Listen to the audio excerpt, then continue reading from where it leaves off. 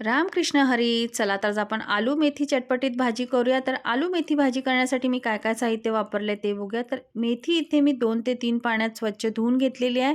बारीक चिरून घेतलेली आहे. 1 ते 2 बटाटे घेतलेले आहेत. फोडणीसाठी मी कढीपत्ता, मिरची, लसूण, मोहरी, जिरं घेतलेलं आहे. सुक्या मसाल्यांमध्ये लाल तिखट, धणेपूड, हळद, चवीपुरतं मीठ घेतलेलं आहे. आता आपण फोडणी करून घेऊया. फोडणीमध्ये सगळं घातलेलं आहे. लसूण, मिरची, कढीपत्ता, जिरं, मोहरी. फोडणी आपली चांगली तडतडलेली आहे. त्याच्यामध्ये आपण बटाटे ॲड करूया.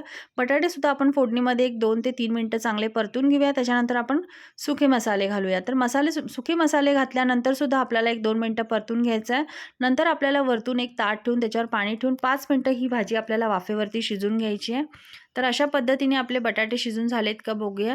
तर तुम्ही बघू शकता इथे बटाटे आपले शिजलेले आहेत. आता आपण मेथी ॲड करूया.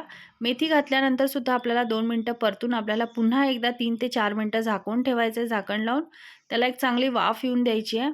तर इथे बघू शकता तुम्ही इथे मेथी आणि आलू मेथीची भाजी आपली तयार आहे. तर अशा पद्धतीने तुम्ही सुद्धा आलू मेथीची भाजी करून बघा. तुम्हाला नक्की आवडेल.